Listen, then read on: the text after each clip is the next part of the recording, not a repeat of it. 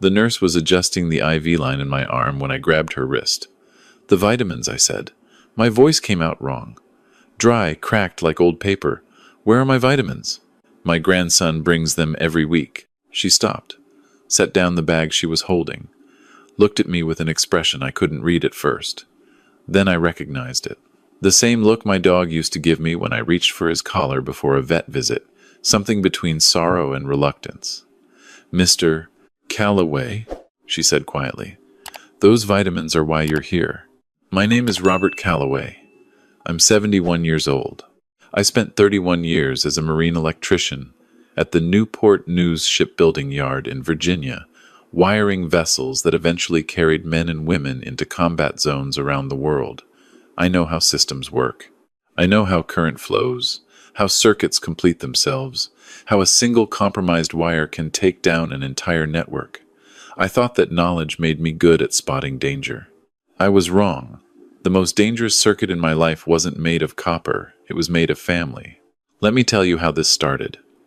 Go back with me to the spring, about 14 months ago. My wife Ruth had been gone for 2 years by then. 38 years we were married. She passed from a pulmonary embolism, which is a medical way of saying a blood clot that moved too fast for any of us to stop it. One Tuesday morning she told me she had a headache. By Thursday she was gone. Grief like that doesn't announce itself. It just moves in and rearranges all the furniture in your chest until nothing is where it's supposed to be. My daughter Donna lives in Atlanta with her husband Craig. They have 2 kids, Emma and Tyler. My grandson Dylan is Donna's son from her first marriage, before Craig, before Atlanta. He's 27 now, works in tech, lives about 40 minutes from me in Hampton. Of all the family I have left, Dylan was the one who showed up. After Ruth died, he came over every Sunday, helped me clean out her closet, which I couldn't do alone, sat with me through the bad nights, brought groceries when I stopped remembering to buy them.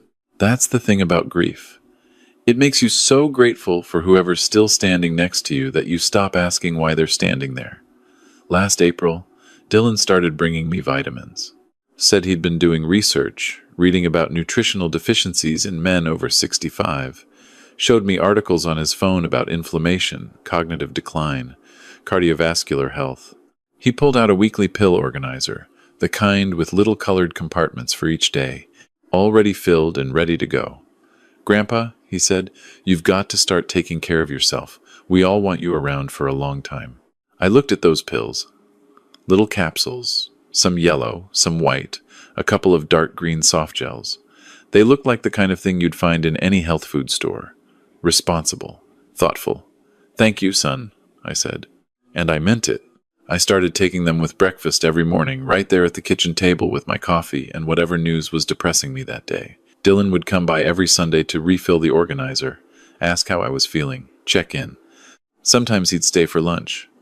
We'd watch football or talk about whatever project he was working on. I didn't understand half of what he did for work, something with software infrastructure, cloud systems. I nodded along, but I liked that he talked to me about it. Made me feel like I was still connected to the world he lived in. By June, something felt off. It started in my hands. I've had strong hands my whole life. 31 years of physical work, handling cables thick as garden hoses, working in spaces where one slip meant serious injury. My hands knew what they were doing. But in June, I started dropping things. A coffee mug, a wrench when I was fixing a cabinet hinge, my fork at dinner clattering against the plate. It startled me each time, like my fingers were making decisions without consulting the rest of me. I mentioned it to Dylan on a Sunday. He leaned forward, looked concerned, asked me a string of careful questions. How long? How often? Any pain? Any numbness? He pulled out his phone and started typing notes. Said he wanted to research it. I thought that was love, that attentiveness. I thought he was worried about me. I called my physician, Dr. Alderman, who I'd been seeing for 12 years. He ordered blood work, ran a basic neurological screen. Everything came back within normal ranges. He said what doctors say to men my age. "You're 71, Robert. The body changes. Stay active. Watch the sodium. Come back in 3 months." I followed his advice. Started walking every evening around the neighborhood, past the houses where I'd watched kids grow up and move away. The hands kept trembling.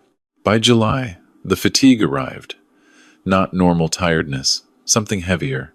I'd wake up after a full 8 hours and feel like I'd been awake for 3 days straight. Getting out of the recliner took effort I had to plan in advance. I'd stand in the kitchen thinking about making dinner, and just not start. The thought of the steps involved, taking the pan out, deciding what to cook, standing at the stove, it all felt like an assignment I didn't have the energy to complete. I started eating cereal for dinner, then crackers, then sometimes nothing. Dylan noticed I'd lost weight. He started bringing meals when he came on Sundays. Casseroles, soups, things he said he'd made himself or picked up from a good place. I ate whatever he brought. I was too tired to cook and too proud to tell him how bad it had gotten. My daughter Donna called from Atlanta once a week, sometimes twice. She worried the way daughters worry from a distance, with concern in her voice, but comfort in the fact that someone local was handling things. She asked about the vitamins Dylan had started me on, said she was glad he was keeping an eye on me. I told her they seemed to be helping because that's what I'd convinced myself. August is when my memory started slipping. I'd been sharp my whole life, good at names, good at details. On the job, I'd memorized wiring schematics for vessels I'd never see again. I could still tell you the layout of a destroyer-class electrical system from 30 years ago. But in August, I started losing smaller things, whether I'd taken my vitamins already, whether I'd locked the door. I drove to the hardware store and couldn't remember for 15 minutes afterward which route I'd taken home. The roads I'd driven for 40 years. The worst moment came when I called Ruth. Her phone number, the one I'd dialed for almost 4 decades. I didn't realize what I'd done until it rang 4 times and went to the generic voicemail of whoever had the number now, a stranger's voice. I sat in my living room for a long time after that. I didn't cry. I was past crying by then. I just sat there with the phone in my trembling hand and thought, this is how it starts. This is how you lose yourself. My father had a slow cognitive decline in his final years. Not Alzheimer's exactly, but close enough that the word lived in my head like a splinter I couldn't reach. I knew what it looked like. The confusion. The shrinking world. The way a person could be present in body but already gone somewhere the rest of us couldn't follow. I was terrified of becoming that. When I told Dylan about the phone call, he was at my house within the hour. He sat across from me at the kitchen table with that careful, attentive look he'd been wearing since spring. Said he thought I should see a specialist. Said he'd already done some research. Found a neurologist in Norfolk with excellent reviews. Someone who specialized in older patients with memory concerns. I said I wasn't ready for that. He said, "Grandpa, I love you. I don't want to lose you the way we lost Grandma Ruth. Please let me make the appointment." What do you say to that? When someone uses the name of your dead wife and the word love in the same sentence? I said yes. The neurologist was a Dr. Farrow, a trim, efficient man in his early 50s, with an office full of brain diagrams and degrees from universities I respected. He put me through a full evaluation over 2 appointments. Memory tests, coordination assessments, MRI, blood work panels that were more detailed than anything Dr. Alderman had run. When he called me back for results, Dylan drove me, sat in the waiting room while I went in alone. Dr. Farrow's face was the kind of professional neutral that good doctors practice. He said my scans showed patterns consistent with early neurological changes. He used careful words. Concerning indicators, potential progression. He recommended starting me on a medication protocol immediately, said early intervention was important. Dylan drove me to the pharmacy on the way home. The prescription was filled in 20 minutes. I took the first pill that night with dinner. I want to stop here and tell you something I didn't understand then. When you're in a fog, when your body is exhausting itself fighting something you can't see and your mind is starting to stutter and skip, you stop trusting yourself. You become dependent on the people around you. You hand over the steering wheel. I thought I was being cared for. I thought the people closest to me were navigating on my behalf. I was navigating straight toward the destination they'd chosen for me. September. I fell. Coming down the back porch steps one morning, my knee buckled, went down hard on the concrete, hit my shoulder, lay there for a full minute before I could get up. The neighbor's dog was barking at me through the fence. I felt like an old engine that had thrown a rod. Dylan was there by afternoon. He walked through the house, making notes on his phone, said we needed to talk about modifications, grab bars, a ramp for the back steps, maybe a medical alert system. Then he said the thing I'd been half expecting him to say for months. Grandpa, I've been thinking about this a lot. What if you sold this house and moved somewhere with proper support? There are some excellent communities not far from where I live. We could look at a few of them this weekend. I looked around my kitchen. Ruth's handwriting was still on the recipe cards in the drawer. Her coffee mug was still on the second shelf. I'd kept it there on purpose, handle facing left the way she always left it. I'm not ready to leave, I said. Dylan looked at me with what I took for patience. I just want you to be safe, he said. 3 weeks later, I found out by accident. I'd been running low on a prescription I picked up myself from Dr. Alderman, blood pressure medication I'd been on for 6 years. I went to the pharmacy to refill it. While I was waiting, the pharmacist, a young woman named Keisha, who'd helped me before, mentioned that my file had been flagged, said there appeared to be a duplication issue, asked me to verify all my current medications. I listed what I was taking. Dr. Alderman's blood pressure prescription, Dr. Farrow's new neurological medication, the vitamins Dylan brought. She typed something, frowned at her screen. Mr. Calloway, can I ask who prescribed the neurological medication? I told her Dr. Farrow's name. She typed again. Longer this time. Sir, she said, and lowered her voice, I'm not seeing any record of a Dr. Farrow in our system. We have no prescribing record for this medication through any licensed physician in this state. I stood at that pharmacy counter for a long moment.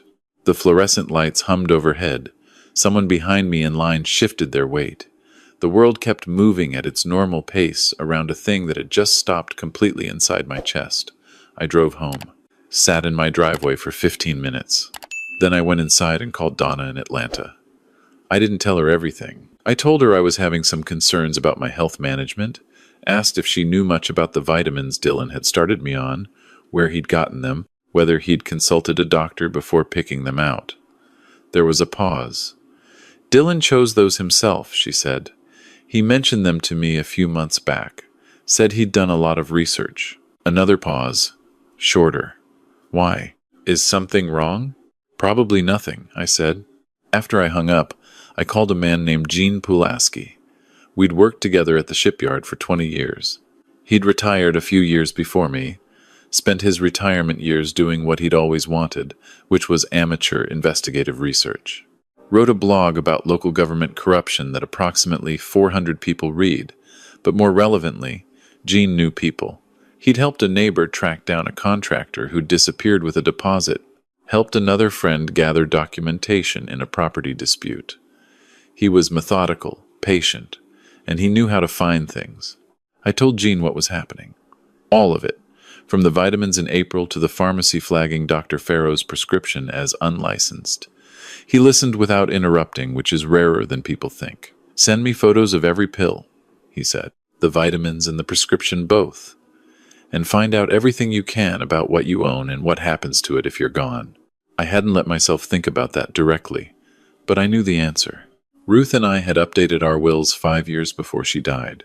My estate, the house, the retirement accounts, the pension payout, all of it went to Donna with a secondary provision for her children, which by the language of the will included Dylan as Donna's eldest.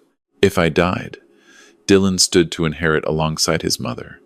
I went to my safe that night, pulled out documents I hadn't looked at in years, started reading. Gene called me back 4 days later. He'd had a friend, a retired lab technician, run a basic analysis on the photos I'd sent. The vitamins weren't vitamins. The capsules contained compounds that the technician identified as likely sedative precursors, substances that accumulate in tissue over time and suppress neurological function at low chronic doses. Not poison in the dramatic sense, nothing that would show up on a standard blood panel as obviously wrong.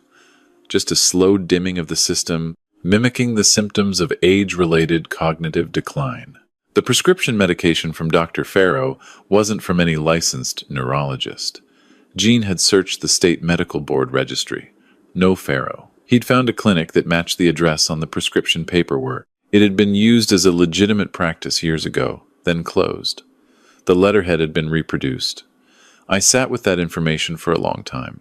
My grandson, the boy who had sat with me through the worst nights of my grief, who brought Sunday meals and refilled my pill organizer with careful hands and said he didn't want to lose me the way we'd lost Grandma Ruth. He had built a system, a long, patient, careful system. Start the supplements in spring. Monitor the decline over summer. Introduce the fake neurologist in fall. Establish cognitive impairment on record. Then, at some point, move me out of the house, into a facility, or into circumstances where decision-making capacity could be legally questioned. Get access to the accounts before I understood what was happening. I wanted to be sick. I wanted to be wrong. I went through it again and again, looking for another explanation. Maybe the lab technician had made an error. Maybe Dr. Farrow was real but not in the state database for some administrative reason. Maybe Dylan had bought the supplements from somewhere that mislabeled its products by accident. But I'd spent 31 years wiring ships. I knew the difference between a fault and a feature. I stopped taking everything that night. All of it. Poured the vitamins down the drain. Flushed the fake prescription. Told myself I was stopping because I wanted to evaluate what, if any, improvements I noticed without them. The trembling in my hands was slightly less by the end of the first week. By the end of the second week, I was sleeping through the night for the first time since May. Here is the thing about realizing someone close to you has been deliberately harming you. You don't feel rage first. You feel something quieter and much worse. You feel the retroactive erasure of things you believed were real. Every Sunday he'd sat across from me at that kitchen table, every concerned question, every gentle suggestion that I wasn't capable of managing on my own. I went back through those memories and watched them change, like photographs exposed to the wrong light. What I'd seen as love became architecture, a structure built around a purpose I hadn't been meant to see. I called Gene again, told him I needed to know how to document everything in a way that would hold up. He told me to contact an attorney first, before I did anything else. Said the documentation had to be handled correctly, or it could be dismissed. I called a lawyer named Patricia Whitmore, a woman who specialized in elder law and financial exploitation cases. She had a quiet, precise manner that reminded me of the best engineers I'd worked with. People who didn't waste motion. She took notes while I talked, asked specific questions, didn't react with the kind of performed shock that would have made me feel like a spectacle. Then she said, "Mr. Calloway, I want you to understand what we're dealing with. What you're describing, the manipulation of supplements, the fabricated medical credentials, the pattern of behavior aimed at establishing cognitive incompetence, this is elder financial exploitation. If the compounds your friend identified can be confirmed by a certified forensic lab, and if the prescription documentation is forged as you believe, we're also looking at potential criminal charges." She connected me with a private investigator who specialized in financial crime, a former detective named Marcus Greer. He was thorough in a way that felt almost slow at first. Then you realized he wasn't being slow. He was being precise. He traced a payment from Dylan's account to a lab equipment supplier in Charlotte. He found an email address connected to a domain registered in Dylan's name that had been used to create the fake clinic letterhead. He found that Dylan had, 18 months earlier, consulted with an estate attorney in Richmond, asking hypothetical questions about the process for establishing guardianship over a parent or grandparent with documented cognitive decline. 18 months ago. 4 months before he brought me the vitamins. Donna flew up from Atlanta when Patricia Whitmore called her. She sat in my living room with both hands in her lap, very still, listening while the attorney walked her through what Greer had found. She didn't cry right away. She had the expression of someone trying to stay in a room that keeps tilting. He told me he was doing research, she said finally, about nutrition and aging. He showed me articles. He seemed so. He seemed so thoughtful. He was, I said. He was very thoughtful. What I didn't say was that I'd been thinking about how I missed the signs, how I'd watched him with gratitude so complete that it never occurred to me to look past it. But I've decided not to do that to myself. I was 70 years old and grieving and alone. I gave my trust to someone I loved. That's not a character flaw. That's called being human. The flaw was his, not mine. I called Dylan. This was the part Patricia Whitmore and Marcus Greer helped me prepare. I kept my voice tired, which wasn't difficult, and told him my balance had gotten worse. Said I'd had another fall, minor, but it scared me. Said I was starting to think he was right about the living situation. Would he come over on Sunday to talk through some options? He said of course. Said he'd been worried about me. Said we'd figure it out together. When he pulled into my driveway that Sunday, 2 detectives from the Virginia State Police Financial Crimes Unit were sitting in an unmarked vehicle, one house down. A forensic accountant authorized to execute a financial document review was waiting at Patricia Whitmore's office. The compounds from the original vitamin bottles, which Jean had sent to a certified lab 3 weeks before, had come back confirmed. The prescription document had been verified as forged by the state attorney's office. I watched Dylan come up the front walk the way I'd watched him come up that walk for years. He was carrying a bag from a deli I liked, pastrami on rye, my order, the one he always remembered. I opened the door before he knocked. He looked at my face and I watched something shift in his. Not guilt exactly, more like the recognition that the geometry of the room had changed while he wasn't looking. "Grandpa?" he said. "Come in," I said. He set the bag on the kitchen table, looked around the room. Then he saw Patricia Whitmore standing in the doorway to the living room, and whatever he'd been trying to calculate stopped. I stepped aside. The detectives who had come in through the back, where the screen door was unlocked as arranged, were already behind him. I want to tell you I felt satisfaction in that moment. I want to say that justice arriving feels like something clean and final. But when Dylan turned and saw the detectives, when the bag of sandwiches was still sitting on my kitchen table, and the coffee was still brewing on the counter, and everything in my house was exactly where Ruth had helped me put it 30 years ago, what I felt was very heavy and very old. I sat down at the table while they handled the procedure. I listened to the words being said, and I looked at the paper bag from the deli, and I thought about the fact that I had taught this boy to ride a bicycle in a parking lot in Hampton when he was 7 years old. That I had been in the delivery room when he was born, not because it was common for grandfathers to be, but because his father wasn't there, and his mother, my daughter, needed someone. That the first person he called when he got his driver's license was me. That person existed. That boy was real. I don't know at what point he became someone who could sit across from me with a refilled pill organizer and calculated patience, watching for signs of the decline he was manufacturing. I don't know if the 2 versions of him can inhabit the same history. I'm still working on that. The investigation took 8 months. The charges were serious. Elder financial exploitation, forging medical documents, criminal administration of harmful substances, conspiracy to commit fraud. The prosecutor's office was thorough. Marcus Greer's documentation was meticulous. The forensic lab confirmed the compounds. The estate attorney in Richmond confirmed he'd been consulted by Dylan about guardianship proceedings. Dylan pled not guilty initially. His attorney argued that the supplements had been purchased in good faith from a supplier Dylan hadn't known was selling mislabeled products, that the neurologist paperwork had been provided to him by a third party he'd relied on without verifying. The argument didn't hold up to Greer's paper trail. By the 5th month, the plea changed. He was sentenced to 11 years. The judge cited the deliberate and prolonged nature of the exploitation, the betrayal of a vulnerable family member, and the sophistication of the scheme.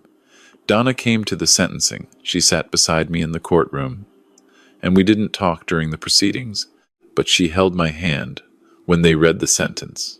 Her son, her firstborn, she'd known him his whole life, same as I had, and she sat there and held my hand while the years were counted out. She took a leave of absence from work afterward, came up to Hampton, and stayed with me for 3 weeks. We talked more in those 3 weeks than we had in the previous decade. She told me things about Dylan I hadn't known, patterns she'd noticed over the years that she'd dismissed or explained away because he was family, and you do that with family. I told her I'd done the same thing. We sat with the weight of that together. The grandchildren, Emma and Tyler, were 13 and 11 when it happened. They knew their half-brother had been arrested. Donna handled the explanations in the age-appropriate ways a mother manages terrible truths. She told me later that Tyler had asked at one point whether Grandpa Robert was okay. She said she told him yes, that I was okay and getting better, That's the thing I want to tell you if you've been sitting with this story and feeling the weight of it. I am okay. I got better. The trembling in my hands stopped about 5 weeks after I stopped taking the supplements and the forged prescription. My memory, which had genuinely been affected, took longer to recover, but it did recover. By December, I was sharp enough to review my own financial documents with Patricia Whitmore and make decisions about updating my estate arrangements, which I did carefully, with witnesses and no Dylan involved. I still live in my house in Hampton. Still have Ruth's coffee mug on the second shelf, handle facing left. Every spring her roses come back in the backyard, and I cut a few and put them in the vase on the kitchen windowsill where she used to keep them. My neighbor Frank and I started playing chess on Saturday afternoons. His wife Carolyn makes coffee and sometimes joins us. They've lived next door for 22 years, and I never spent much time with them while Ruth was alive because you don't always think to reach toward the people nearest you when you already feel complete. Loneliness has a way of expanding your vision. Dr. Alderman adjusted my actual medications, reviewed my blood work post-recovery, and ran a full physical. He said my body had shown evidence of chronic stress consistent with low-level neurological suppression. He said that stopping the exposure when I did and being as physically active as I'd remained despite everything had likely prevented more permanent damage. He said this in his careful medical way that still managed to communicate. You got lucky. I know I got lucky. I know that if Keisha at the pharmacy hadn't flagged that prescription, I might have continued down a road that ended somewhere I couldn't have found my way back from. I think about that sometimes when I'm walking in the evenings, about how close the margins were, about how the entire thing turned on one pharmacist taking one extra moment to check a file she could have processed without thinking, the ordinary decency of a stranger doing her job carefully. I've thought about writing to her. I don't know if that would be appropriate, but I think about it. Donna visits more often now, usually once a month, sometimes twice. She brings Emma and Tyler, and they run around the backyard and argue about things only kids argue about, and the house sounds different when they're in it. Fuller. I didn't know how much I'd gotten used to the silence until I noticed how glad I was to have it interrupted. I won't pretend I've made peace with what Dylan did. I don't think peace is the right word for what happens when you discover that someone you loved used that love as a mechanism against you. I've made room for it, the way you make room for anything you can't remove. I understand that something in him was broken, or was always broken, or became broken in ways I'll never fully trace. I understand that he made choices, deliberate and sustained, that caused real harm. I hold both of those things at once, and I don't know that they'll ever resolve into something cleaner. What I know is this. I'm 71 years old. I wake up every morning in the house I shared with Ruth for 36 years. I walk in the evenings past the houses of people I've watched age alongside me. I play chess with Frank. I cut roses in the spring. I answer when Donna calls, and sometimes I'm the one who calls first. I was a marine electrician for 31 years. I understand that a compromised system can be repaired if you find the fault in time. You strip out the damaged wire. You replace what needs replacing. You test the circuit, and then you turn the power back on. That's what I've been doing. My name is Robert Calloway. I'm a retired electrician, a widower, a father, a grandfather. I built things that carried people safely across oceans. I thought I knew something about systems and trust and the places where they fail. I know more now. If you're watching this and something feels wrong, something in your body or in the behavior of someone close to you, don't talk yourself out of it. Don't let the gratitude you feel for someone's presence blind you to what they're doing with their hands while you're busy feeling grateful. Trust your body. Trust your instincts. And if you're not sure, find one person outside the situation, one honest person who has no stake in the outcome, and tell them everything. That might be the most important thing I can tell you. That and this. Get your medications filled by someone who knows you. Let them check the file. Let them ask the extra question. Sometimes the person who saves your life is just someone doing their job carefully on an ordinary afternoon, and they'll never know what they did. But you will. I'm still here, and I intend to stay.